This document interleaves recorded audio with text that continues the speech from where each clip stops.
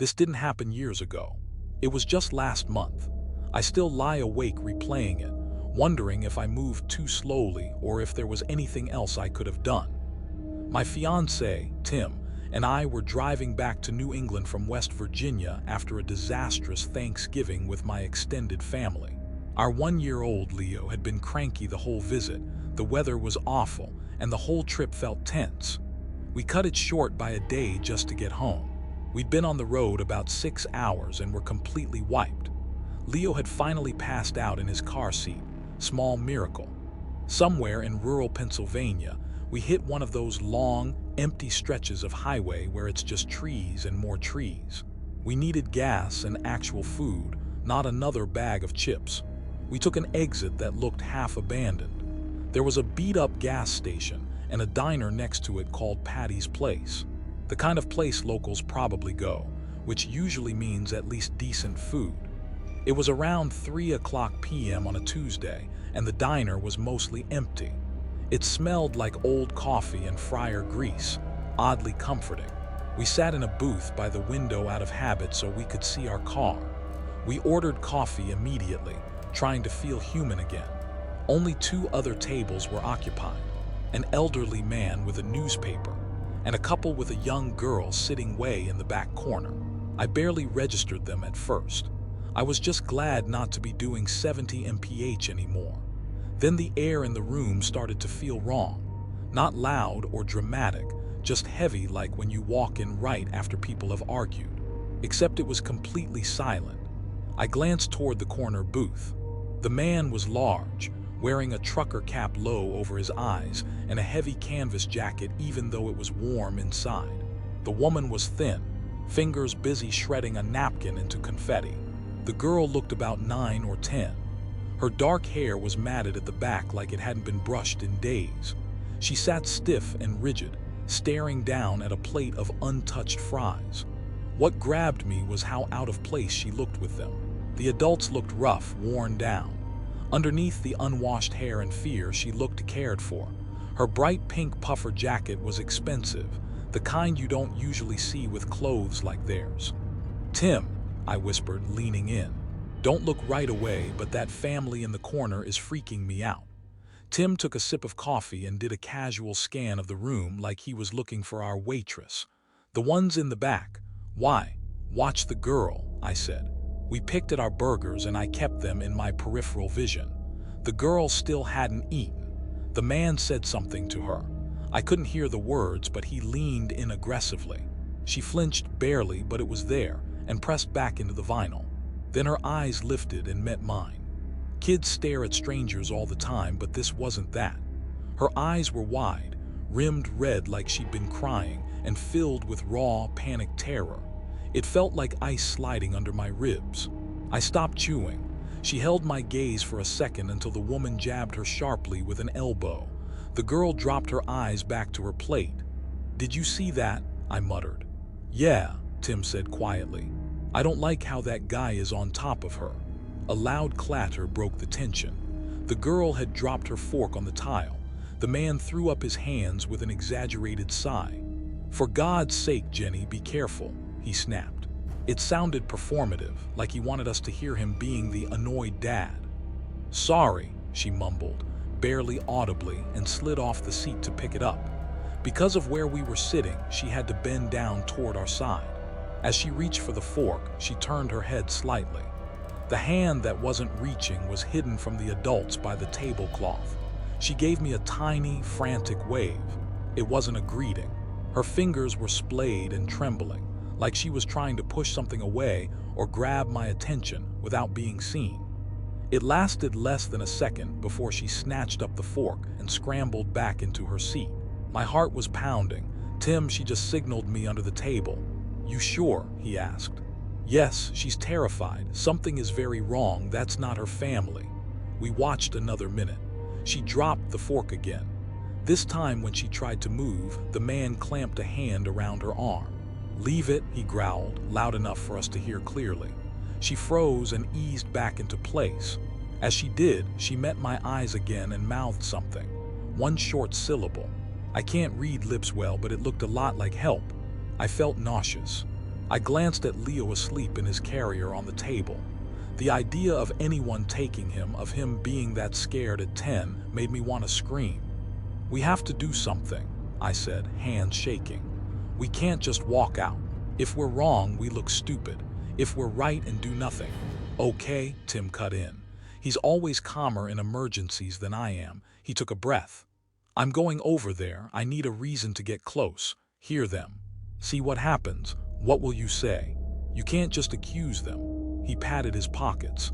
"My phone's at 4%. I'll ask to borrow a power bank. It's dumb but normal." "Be careful," I said. He got up and walked toward them at an unhurried pace, just a tired dad stretching his legs. When he stopped at their table, the man shot him a glare, shoulders tensing. "Hey, sorry to bother you folks," Tim said, all friendly. "We've been driving forever and my phone's about to die. My charger's in the trunk. Any chance you have a power bank I could borrow for a few minutes to make a call?" The man cut him off. "No, we don't." No apology, no pretense of checking, just a brick wall. Tim didn't leave right away. He stood there half a beat longer, taking them in. The woman stared fixedly at her coffee, refusing to meet his eyes.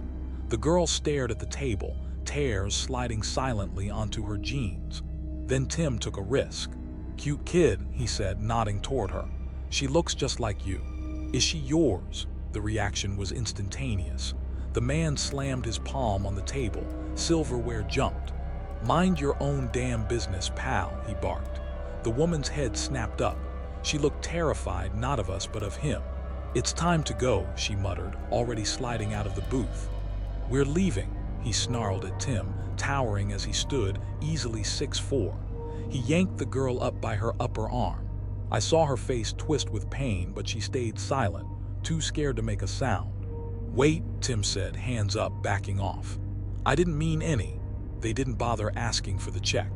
The man threw a crumpled 20 on the table, nowhere near enough, and hauled the girl toward the door. As they passed us, she looked back one last time.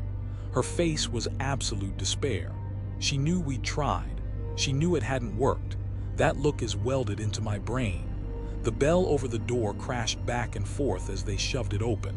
"Call 911, Tim said, reaching our table in 2 strides. "Get their plate." I already had my phone in my hand. I ran to the window, but those half curtains blocked the view unless you pressed right up to the glass. By the time I did, a beat-up blue sedan was already fishtailing out of the lot, gravel spraying. I could see the mud-covered license plate, but not the numbers. It looked deliberately obscured. I punched in 911, voice shaking so badly the operator had to ask me to slow down. "I need to report a possible kidnapping," I said. "We're at Patty's place on Route 6. They just left. Blue sedan, older, covered in mud. Man, woman, little girl, she looked terrified." The dispatcher told us to stay put. An officer was on the way. We waited. Every minute felt like an hour. I kept cycling through all the other things I could have done, stood in front of the door, yelled fire, anything. It took 30 minutes for a state trooper to arrive. 30 minutes. They could have been 20 miles away by then, down any back road. The trooper was infuriatingly calm. He took our statements, scribbling in a small notebook. "White male, 40s, heavyset, baseball cap, canvas jacket," Tim recited. "White female, thin, brown hair, nervous. Girl about 10, dark hair, pink puffer jacket." The waitress, an older woman who'd been in the kitchen while it all went down, joined us. She confirmed they'd been acting off since they came in and that they hadn't paid their full bill. "You got cameras?" the trooper asked. "Just one over the register and one at the door," she said. "Old, though." We crammed into a tiny back office to watch the footage on a small, grainy monitor. He scrubbed forward to when they came in. The quality was awful, but we could see them enter. The man had his hand clamped on the girl's shoulder the entire time. The trooper paused on a frame where the girl glanced up at the camera. It was blurred, but her face was visible for a heartbeat. He exhaled and took out his phone, scrolling for a second before holding it up next to the screen. It was a missing child poster. "Is this her?" he asked. The photo on his phone was clear, a school portrait, brushed hair, bright smile. But the eyes were the same. "Oh my God," I said, clutching Tim's arm. "Yes, that's her." The trooper's calm vanished. He grabbed his radio. "Dispatch, Unit 4 confirming visual ID on missing juvenile Jennifer Adam. Last seen at Patty's place on Route 6 approximately 30 minutes ago. Suspect vehicle, older blue sedan, possibly Taurus or Impala, plates obscured by mud. Issue a bolo." He turned back to us. "She's been missing 3 months. Disappeared from a Greyhound station in Ohio. Her parents have been going crazy." Tears ran down my face.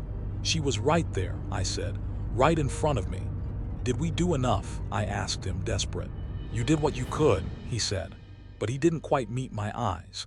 We gave them our contact information and eventually had to leave. The rest of the drive was silent. No radio, no conversation. About an hour later, Leo woke up crying and I climbed into the back to hold him, sobbing into his neck while Tim drove. Since then, I've checked the news every day, searched for Jennifer Adams constantly. There's been nothing. They know who she is now. They know the car, but they still haven't found them. Every time I close my eyes, I see her dropping that fork. I see that desperate little wave under the table. We were so close, but we were worried about etiquette, worried about being wrong. And because of that, she's still out there somewhere with them. Music. It was Thanksgiving Day when I was 10. We lived in an old farmhouse in upstate New York, about an hour from the nearest town. It had been in our family forever. Creaky floors, big drafty rooms, a kitchen that always smelled like wood smoke from the fireplace. Every year my parents hosted Thanksgiving there. It wasn't fancy, just a crowd of relatives packed around a long table eating turkey, stuffing, mashed potatoes. My mom spent days baking pies and setting up with paper napkins and plastic cups because we didn't own enough nice dishes for everyone. That year there were about 12 of us. My parents, my 15-year-old brother Jake, both sets of grandparents, a couple of aunts and uncles, a few cousins. Adults sat around talking about work and whether while us kids played board games in the living room. The November sun had disappeared hours before, and the house glowed with lamps and the string lights my mom hung around the windows. Outside was pure black, just wind in the bare trees and the occasional owl. We'd finished dinner around 7 p.m. People were grazing on leftovers and half watching football in the den when the doorbell rang. That never happened. Nobody just dropped by, especially at night. My dad wiped his mouth and went to the front door. I was on the floor with my toy cars and could hear everything from the hall. "Who is it?" Dad called. A man's voice answered, muffled through the door. "Hey there, it's Cousin Ede. Aunt Marie invited me. She said it was okay if I came by late."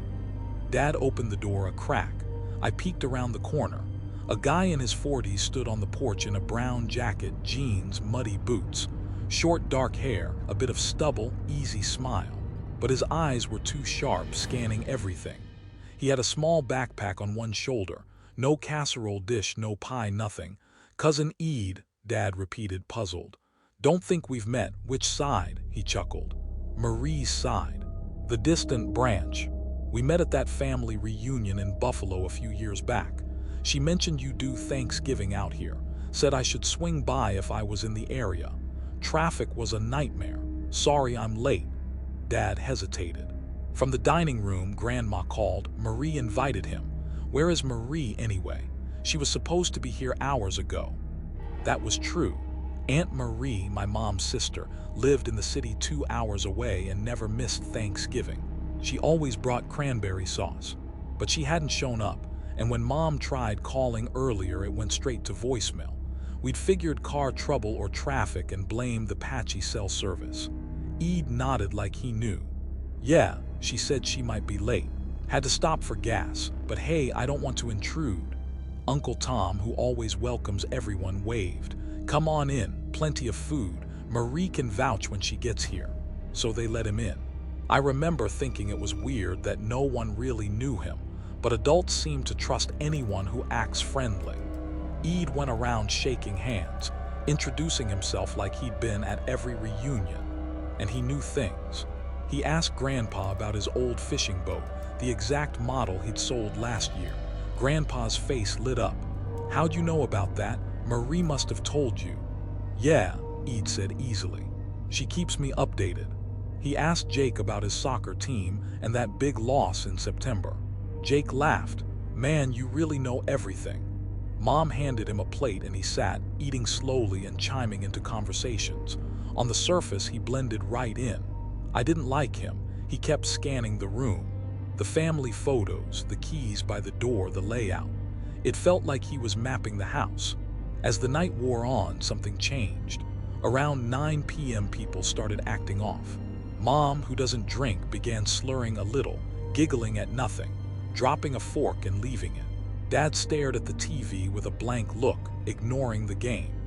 Uncle Tom rubbed his eyes, complaining he felt dizzy.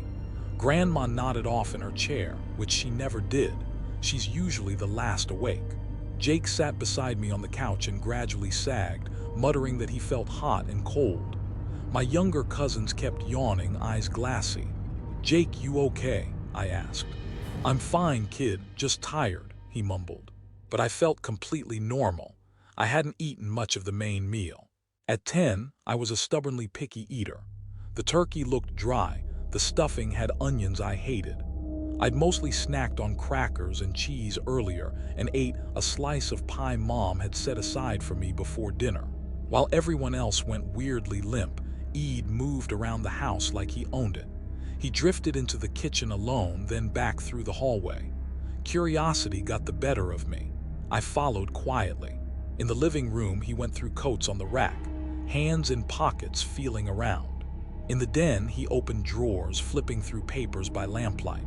Nobody noticed. They were too out of it. My heart pounded. This wasn't right. Why was he snooping? Why was everyone suddenly woozy? I thought about the true crime shows Jake and I sometimes watched, the ones about strangers pretending to be family. I was scared, but I was also the only one thinking clearly. The landline was upstairs in my parents' bedroom. Cell reception sucked out here.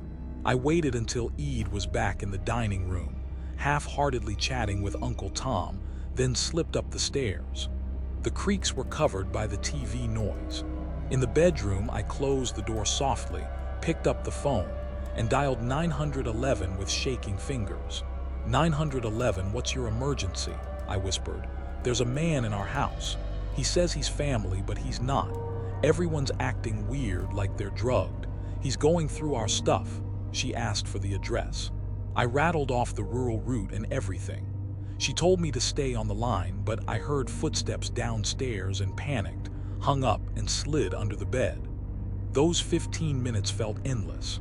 Eat's laugh floated up through the floor, unnervingly casual. My parents' voices sounded slow and thick. Then faintly, sirens, getting closer. Red and blue flashes danced across the bedroom curtains. A hard knock rattled the front door.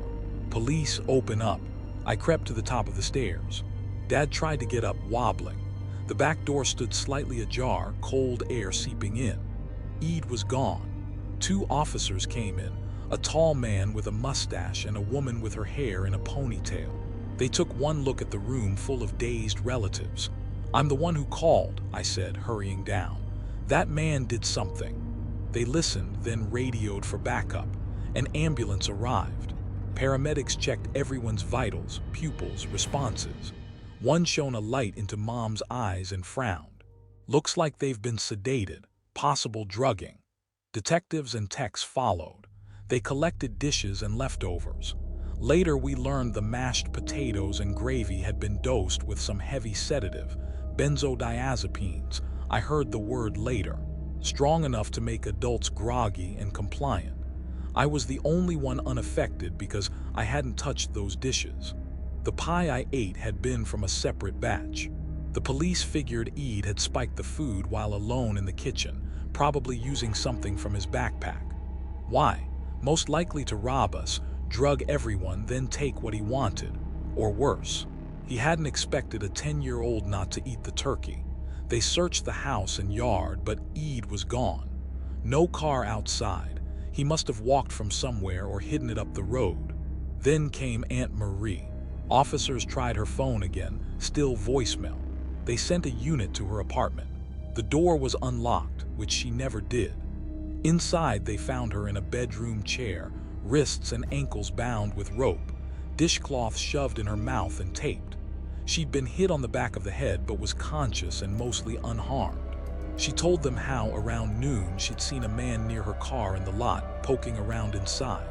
Tall, dark hair, brown jacket. "Hey, what are you doing?" she'd called. He vanished between cars. She turned to go back in and got slammed from behind. Next thing she remembered was waking up tied in her bedroom, phone gone hours later. Police think he targeted her to get information. Maybe he'd watched her for days, hacked something, or just saw her social posts.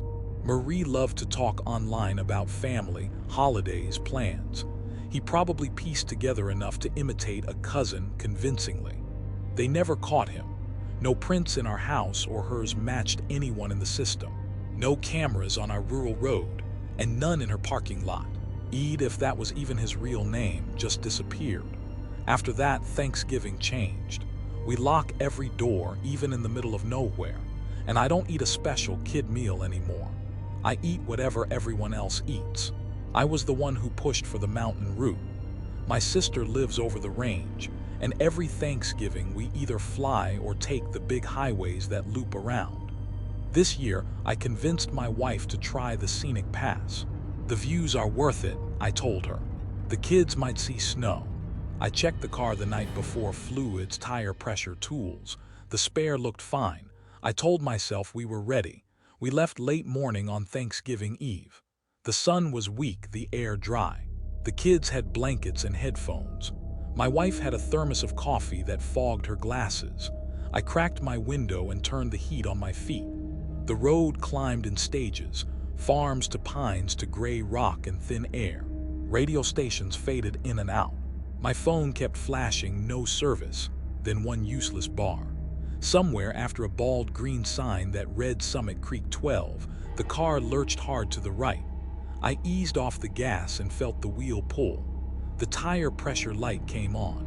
There was barely any shoulder, just a narrow strip and a drop. About 50 yards ahead, a gravel drive opened on the right.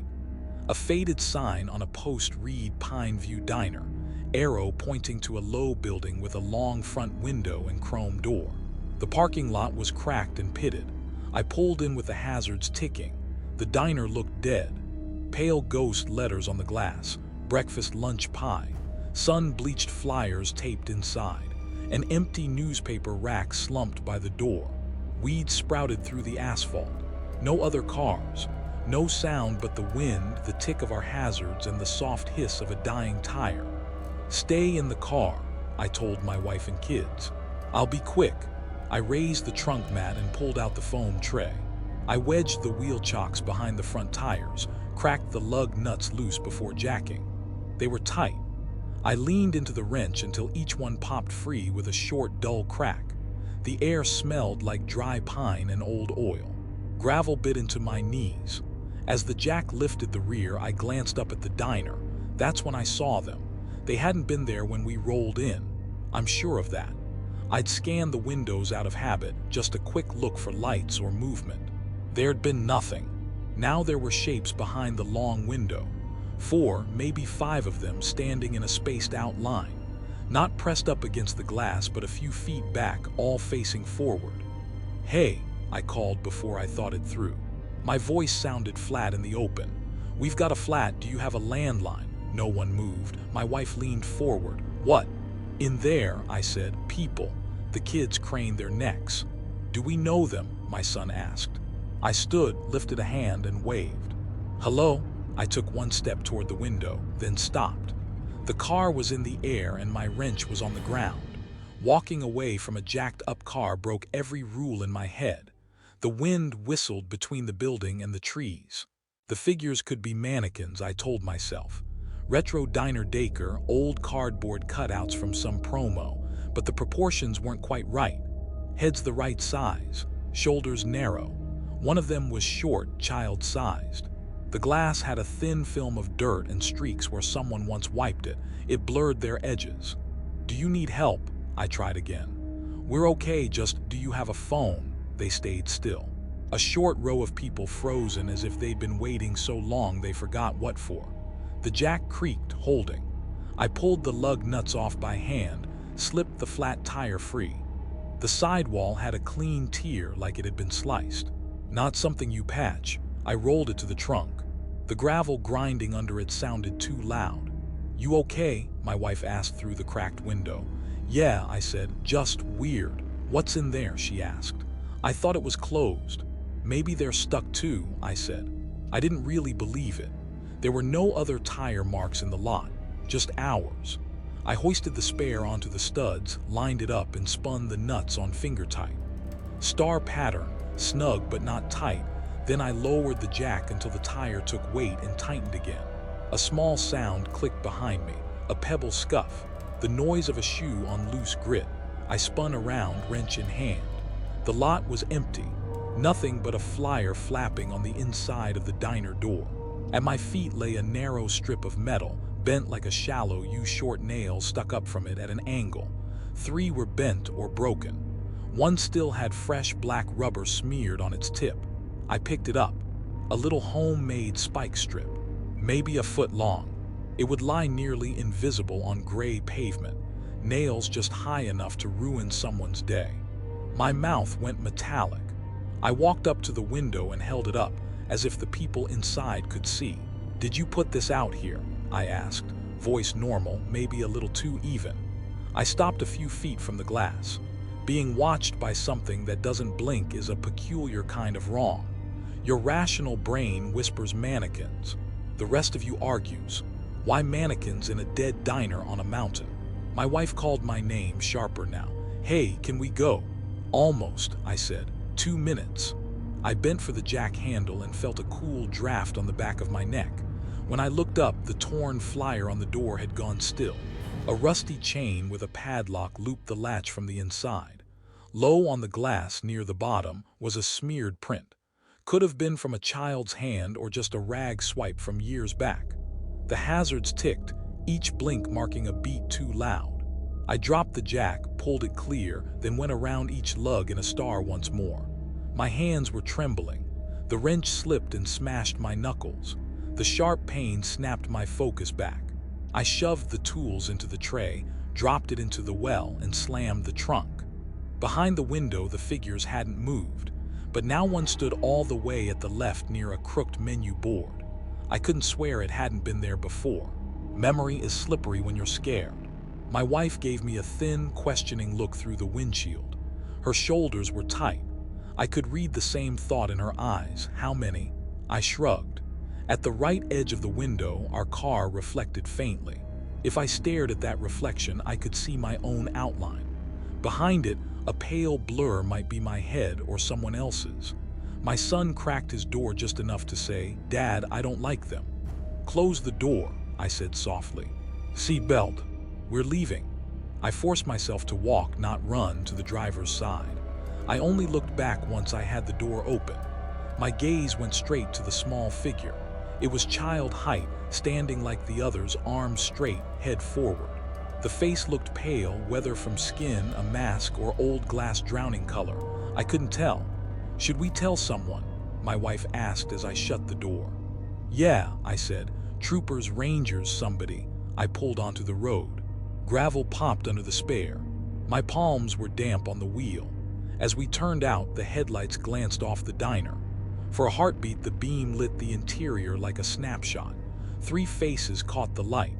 The small one looked flat and smooth, like plastic. The one next to it was a man with a gray flecked beard. His eyes flashed pale, like a cat's, for an instant. The third was a woman with her hair pulled back, mouth slightly open as if she was just about to speak. We dipped back into the trees. No one talked. We wound along a cliff, then through a narrow cut with rockfall netting full of small stones. My phone finally showed a bar. I dialed 911. The call spun and dropped. A few minutes later, we hit a large turnout with a map board and a vault toilet. Next to it was a battered blue payphone box. I picked it up. The dial tone was startlingly clear. I called Highway Patrol, gave them mile markers. The name Pineview Diner described the figures and the nail strip. Pine View, the dispatcher repeated, typing. That's been closed a long time. We've had calls now and then. Folks think they see movement. We'll send a unit to check that tire hazard. Please don't handle anything else you find. You safe to continue? Yes, I said. We're on the spare, I torqued it. Keep it under 50, she said. We'll have a patrol swing through. Happy Thanksgiving. No flashing lights ever came up behind us. We crossed the pass, hit snow, then started the long descent. At an overlook, we could see a town sprawled in lights below. My wife offered to drive. I told her I was fine. When we reached my sister's, the kids sprinted inside. The house smelled like cinnamon bread and laundry and dog. Boots and jackets piled by the door, voices everywhere. I put my keys and phone on the entry table and washed my scraped knuckles in the sink. When my brother-in-law asked how the drive was, I said, flat tire by an old diner. Where? He asked. Pine View, I said.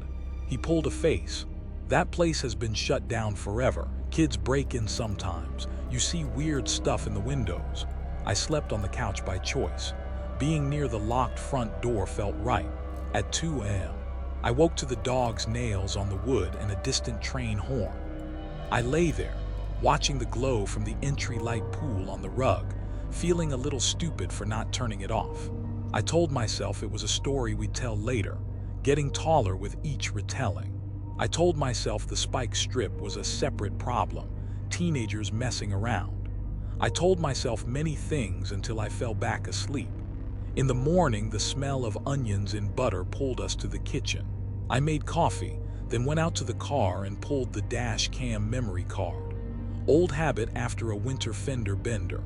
Back inside, we plugged the card into my sister's laptop. The kids watched like it was a movie. We fast-forwarded to when we turned into the lot. There was our bumper, hazards pulsing, dust plumes as we braked.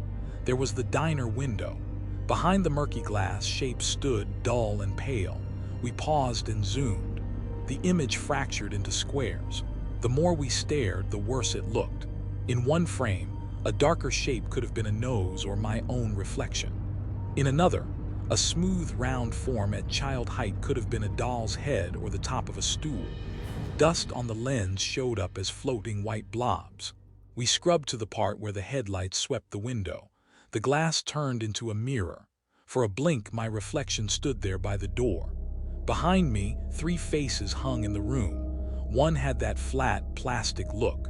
One looked like a man's with bad lighting. The third looked like a woman about to say something. We went frame by frame. In one frame, the small shape wasn't behind the glass anymore. It was outside, on the far right edge of the frame by the chrome door, mid-step. Or it could have been a flare from the headlight on metal, a weird reflection. We sat back. We ran it again. Nothing got clearer. My son left the room and came back with toast he never ate. Later that day, a trooper called me back. They'd been to Pine View. The chain on the door was old but intact, windows unbroken, no obvious footprints inside the dust. He said there were life-size cutouts inside, old promo boards or movie stands. Over time, they'd warped and fallen. Local teens dared each other to go in, took photos, made videos.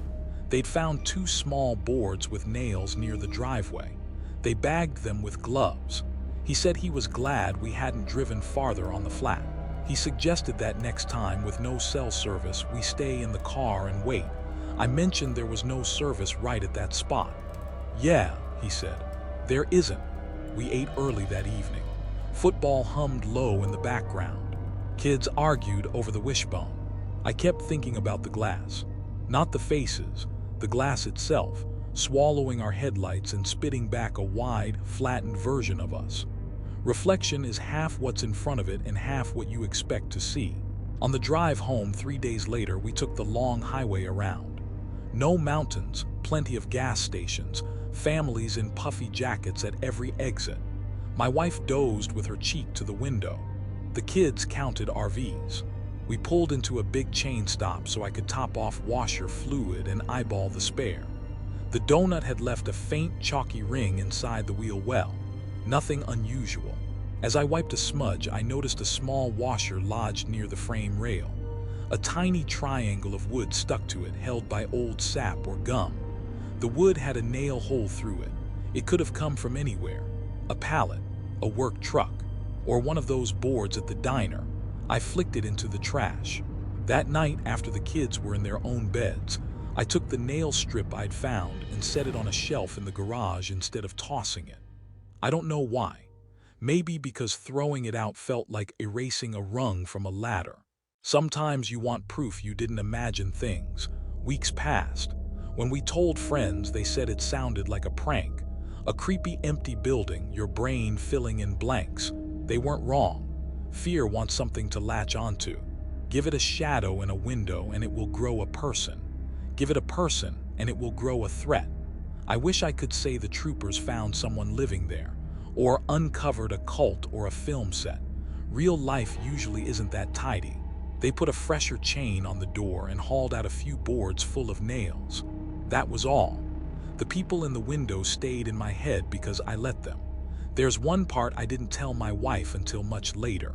Maybe I shouldn't have told her at all. When I was tightening the lugs, I heard a phone ring. Not a cell tone. An old-fashioned ring, the kind my grandmother had in her kitchen. It came from inside the diner. It rang twice. I looked up. Nothing moved. The sound stopped. The wind hissed across the lot like air leaving a tire. Sound does strange tricks in cold air. It carries, bends, lands where your eyes can't confirm it. When the family asks about the year we drove the mountain way, I tell the cleaner version. We had a flat by an abandoned diner. There were figures in the window. Someone had thrown nail boards in the lot. We left. We told Highway Patrol. They checked. Teens had been using it as a dare spot. End of story. That version fits between the green beans and the pie. The other version only exists when I get up at 3 a.m. to recheck the deadbolt. In that one, the small figure isn't behind the glass. It's outside, closer than it should be. One arm slightly out, like the elbow is stiff or the sleeve is heavy. In that one, I'm still crouched by the wheel, the hazards ticking. And with every blink of orange light against the diner window, something on the other side is 1 inch closer to the door.